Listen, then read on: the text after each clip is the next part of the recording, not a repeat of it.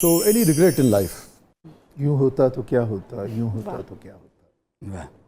हर दाग है इस दिल में बजुज़ दागे निदामत। अच्छा, ये भी बहुत बड़ा एतराफ़ है, वरना तो ये है कि लोग नहीं मानते, और हो सकता है ना भी होता हो। मैं क्या तबसरा करूं, मैं जजमेंटल नहीं होना चाहता किसी के मेरा बारे में। ख्याल है कि निदामत जो है ये एक बहुत बड़ा घाव है जो आपको अंदर ही अंदर से खा लेता है।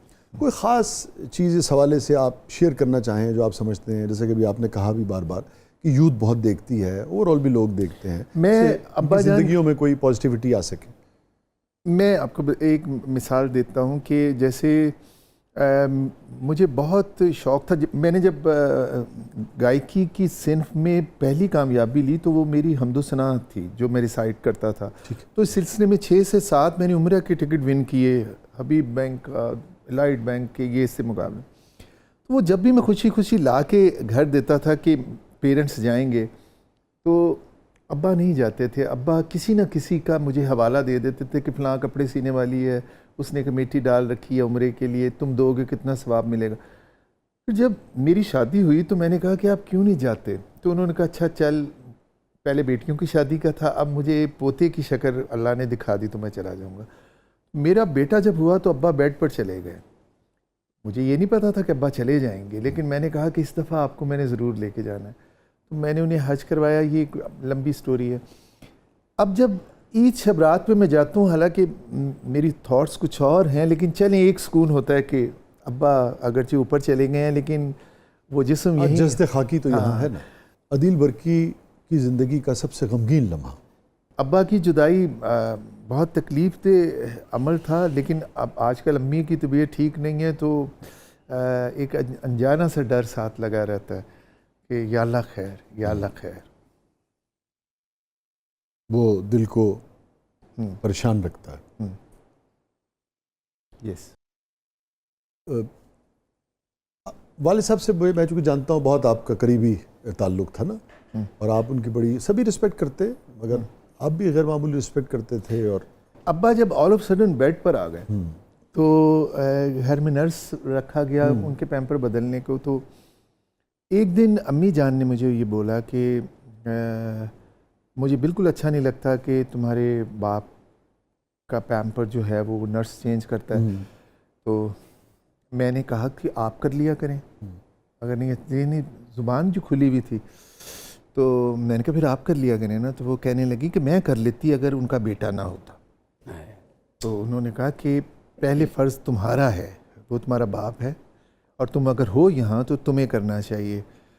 तो मैं चला गया, लेकिन फिर वो सारी ड्राइविंग में मुझे अम्मी की ये बात बाज़गश्त करती रही और मैंने अब्बा का पैम्पर बदलना शुरू किया। तो मैं शुरू में तो कपड़ा लपेट के किया करता था, फिर मुझे आदत हो गई। एक दिन मैं अब्बा का पैम्पर चेंज करके पाउडर वगैरह लगा रहा था और सलार छोटा सा क्रॉलिंग करता हुआ ना ऐसे पकड़ के खड़ा हो गया। खड़ा जो बड़ा बेटा सीख रहा था खड़ा होना, तो अब्बा के बेड के पकड़ के वो खड़ा हो गया और आओ ऐसे करने लगा। तो अब्बा किसी सोचों में गुम मुझे देख के कहते हैं कि यार बब्बू, मैं तुम्हें कितना तंग करता हूँ, तेरी बड़ी मेहरबानी। अब्बा ने जब ये लफ्ज़ कहा ना, तेरी बड़ी मेहरबानी, तो मेरी नज़र सलार पे पड़ी कि मैं एक सफ़र शुरू करने जा रहा हूँ अपने बेटे से, और एक सफ़र मेरा बाप ख़त्म करने जा रहा है, और मैं उसका पैम्पर बदल रहा हूँ। और उसने मुझे कहा तेरी मेहरबानी। वो बाप जो हमें कंधों पे बिठा के यूँ ले जाता था, एंड मुझे पता नहीं चला वो आंसुओं का समंदर कहाँ से निकल आया कि मेरी हिचकी लग गई।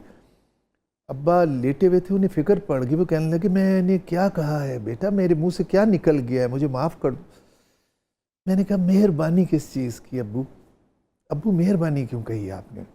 मुझे मतलब ऐसा लड़ गया वो लफ्ज़ कि सारी ज़िंदगी की मेहनत के बाद अगर एक बेटा एक मजबूर बाप का पैम्पर बदल रहा है तो हम इतने अपने रवैयों में सख्त लोग हैं कि मेरा बाप मुझे थैंक्स बोल रहा है कि तेरी बड़ी मेहरबानी। So it was very painful situation ज़िंदगी की, और ज़िंदगी की जैसे नई कहानी और नई کھڑکی کھل گئی سوچ کی کہ زندگی ایسی ایسے نہیں تھی۔ دس از عدیل برکی. ایک بڑی اہم بات ہے کہ جتنا بھی ممکن ہو اپنے بزرگوں کا کام، اگر آخری وقت میں یا کسی بھی زندگی کے عمر کے حصے میں انہیں کوئی دشواری ہو، اس لیے کہ جب دوسرا کرتا ہے تو ان کے لیے بڑی جھجک اور بڑی ان کو بہت تکلیف ہوتی ہے. اور لیکن آپ اگر باپ کر رہا ہے، بیٹا کر رہا ہے یا بیٹی کر رہی ہے، تو پھر وہ اس طرح کی جو ہیوملیشن کا ایسا احساس انسان کو ہوتا ہے نا بیڈ پہ، وہ اپنوں سے اس طرح سے نہیں ہوتا. نہیں ہوتا. تو ہمیں ان کی ہم سب کو اس کا خیال رکھنا چاہیے، کیونکہ یہ وقت اگر زندگی ملی تو سب پہ آنا ہے. اور پتہ کیا، یہ آپ کر کے دیکھ لیجئے، اس ہاتھ دے اس لے لے. جی ہاں، آپ جیسا کریں گے آپ کے بچے، دیکھیے بچے کیا ہیں، ہم بچوں کو سامنے بٹھا کے زبانی کچھ بھی سکھاتے رہیں، کبھی بھی نہیں وہ سیکھیں گے جتنی آسانی سے وہ ہمیں دیکھتے ہوئے، ہمیں کرتے ہوئے دیکھتے. اور دیکھو سالار کو ساری زندگی وہ یاد رہے گی، باقی بچوں کو بھی، بیٹی کو بھی آپ کی کہ یار میرے والد جو تھے، ابھی امی کی طبیعت ٹھیک نہیں ہے نا، تو میں دیکھتا ہوں اور میں سوچتا ہوں کہ یا اللہ تیرا شکر ہے، میں نے کبھی بھی نہیں بچوں سے یہ کہا تھا کہ وہ اب بوبا جان کی، اپنی دادوں کی جوتیاں اٹھائیں یا انہیں جوتے پہنائیں یا انہیں حق کریں اور انہیں پکڑیں اور انہیں ٹوائلٹ میں لے کے جائیں یا ان کے یہ سب باتیں نہ میں نے سکھائی تھیں نہ میری بیوی نے سکھائی تھیں. وہ دیکھی تھی، یہ انہوں نے شاید دیکھی تھیں اور وہ خود ہی سیکھ گئے ہوئے ہیں. اور میں انہیں دیکھ کے سوچتا رہتا ہوں کہ یا اللہ کیا تیرا نظام ہے، سچ مچ یہ ساتھ دے اس لے لے.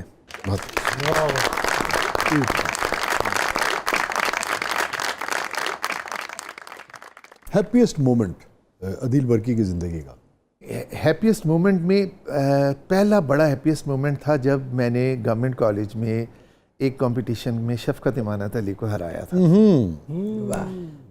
فرانی آڈیٹوریم میں، بخاری آڈیٹوریم گورنمنٹ کالج میں تھا، فرانی صاحب اس کے انچارج. بخاری صاحب والا. ہاں، تو شفقت بڑے تھے ہم سے، لیکن یہ شفقت نے ایک دفعہ کہا، ذکر بھی کیا تھا، بٹ شفقت اب تو آپ سپر سٹار ہو، تو یہ ایک اچھی چیز ہے جو میں بتا رہا ہوں. تو شفقت نے بھی پڑھا، پھر میں نے بھی پڑھا، اور میں نے بھی امانت علی کا ہی ترانہ پڑھا، تو اس میں فرسٹ آیا. اور یہ مجھے بہت اچھا ایک احساس تھا، کیونکہ اس وقت سب لوگوں نے کہا یہ بہت بڑی بات ہے کہ اسپیشل گائک گھرانے کے لڑکے سے.